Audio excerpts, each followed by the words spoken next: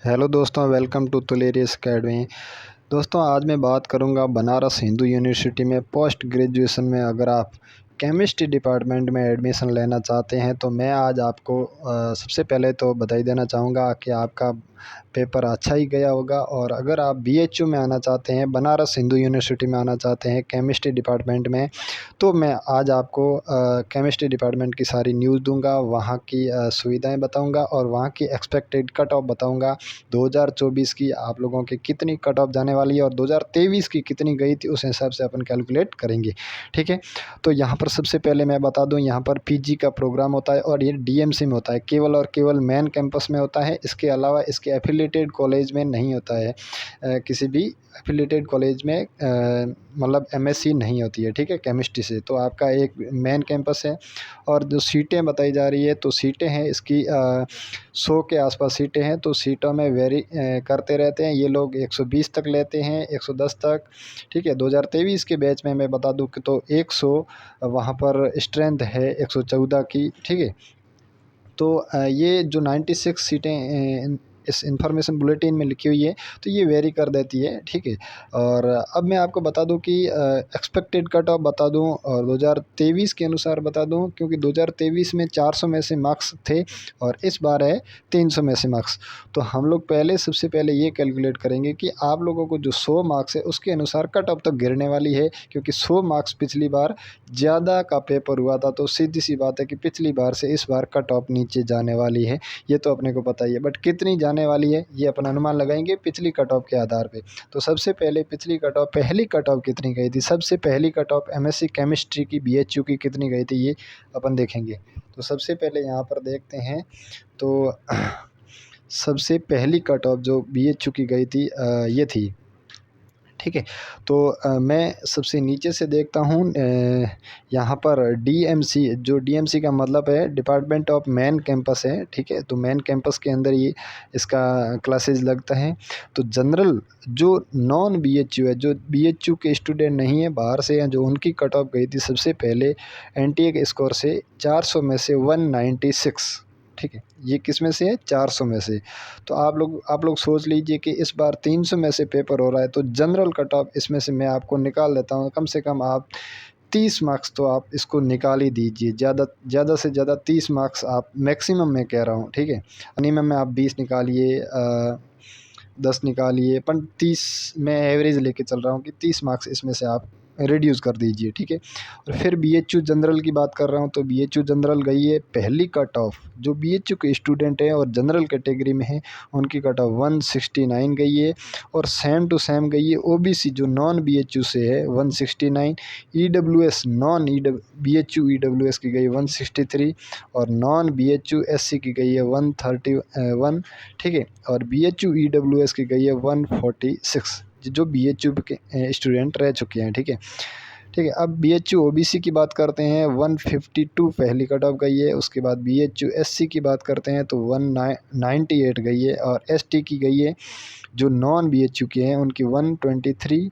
और BHU ST जो BHU के स्टूडेंट हैं वो 92। और एम्प्लॉय वार्ड लगता है यहाँ पर, जो बीएचयू के जैसे कर्मचारी है उनके जो बच्चे यहाँ पर पढ़ रहे हैं, तो उनके लिए कट ऑफ सबसे कम गई है। उनके लिए रिजर्व सीटें रहती है, 65 नंबर कट ऑफ गई है।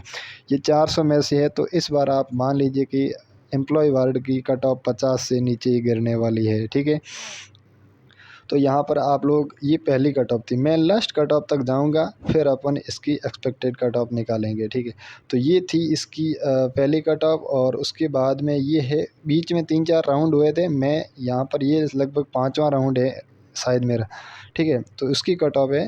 तो इस कट ऑफ में आप देख लीजिए, जो जनरल की कट ऑफ 196 थी वो रिड्यूज होकर 174 तक आ गई है। ठीक है, और बीएचयू जनरल की 169 से 160 आ गई है। ओबीसी की 169 से जो नॉन बीएचयू थे उनकी कितनी आ गई है, 145 तक आ गई है, जो नॉन बीएचयू थे।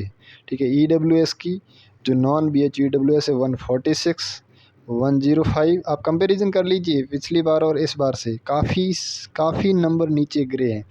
अब जो BHU SC है, BHU ST है, एम्प्लॉय वार्ड है, उनकी कट ऑफ सेम है। अब सेम क्यों है? क्योंकि उतने ही स्टूडेंट है।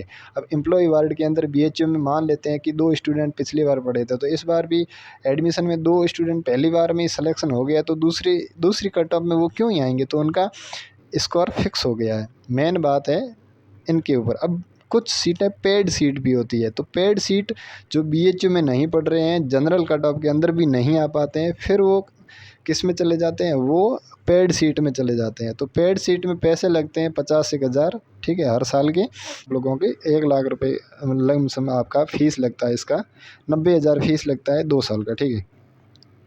तो यहाँ पेड जनरल की 163 गई है, और पेड OBC की 132 गई है, और पेड EWS की 148 गई है, पेड SC की 99 और पेड ST की 112।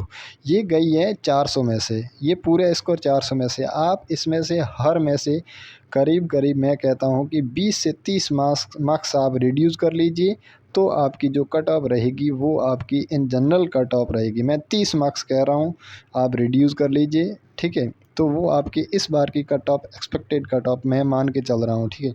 जो पहली कट ऑफ है उस मैं बात कर रहा हूँ, ठीक है।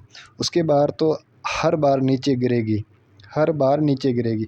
अब मैं बात करता हूँ यहाँ पर लास्ट कट ऑफ की। BHU की जो लास्ट कट ऑफ है ये इतनी गई है सॉरी।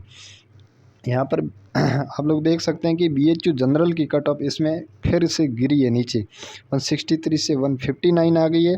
OBC की 143 आ गई है, और BHU OBC की 124 तक आ गई है। मतलब पिछली बार 124 है BHU OBC की कट ऑफ।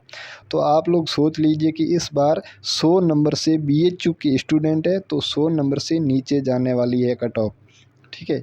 100 नंबर से नीचे। मैं एक्सपेक्टेड कट ऑफ 2024 की बता रहा हूँ, आपके एग्ज़ाम हो गया है, ठीक है। और आप कन्फ्यूज़न में है कि हमें BHU मिलेगा या नहीं मिलेगा, तो ये मैं श्योरिटी कहता हूँ, अगर आपके 100 नंबर है, OBC में है, BHU में है, तो आपका सिलेक्शन पक्का है, ठीक है।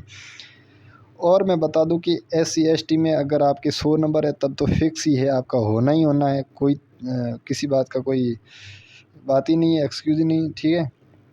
अब BHU जनरल की बात करते हैं, और BHU जनरल की 160 कट ऑफ गई थी पिछली बार सबसे लास्ट में।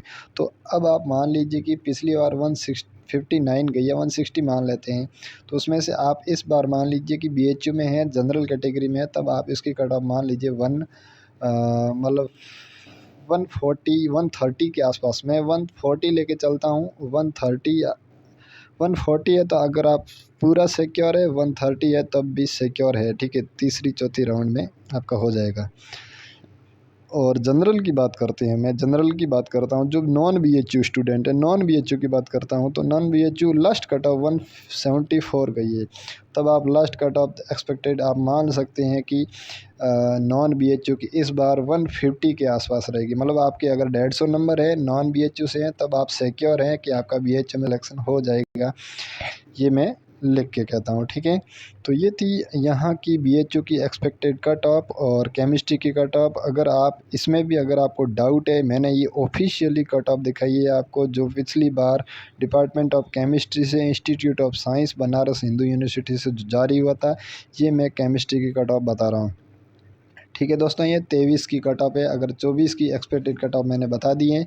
और अब यूनिवर्सिटी में कैसे एडमिशन लेना होगा, ये प्रोसीजर आप लोगों को मैं फिर से बता देता हूँ। पहले एक वीडियो है, उसके अंदर मैं बता देता हूँ कि आप लोगों को क्या करना होगा कि अलग अलग यूनिवर्सिटी के फॉर्म आएंगे, और उस फॉर्म को आपको फिल करना होगा। और वो कब आएंगे? जैसे ही आपका NTA का स्कोर जारी होता है, NTA का रिजल्ट जारी होता है, उसके बाद 10 दिन बाद में हर यूनिवर्सिटी अपना एक फॉर्म निकालेगी, रजिस्ट्रेशन फॉर्म निकालेगी। तो आपको वो फॉर्म भरना है। अगर आपको BHU में आना है, JNU में जाना है, DU में जाना है। मैं केमिस्ट्री की बात करता हूँ, तो सबसे बेस्ट यूनिवर्सिटी में आप चले जाइए, हैदराबाद यूनिवर्सिटी चले जाइए। उसके बाद आप BHU आ जाइए। अगर हैदराबाद में नहीं होता है तो BHU में नहीं होता है तो JNU में नहीं होता है तब आप DU को चूज़ कीजिए। चौथे नंबर पे ये रैंक वाइज मैं बता रहा हूँ इसलिए।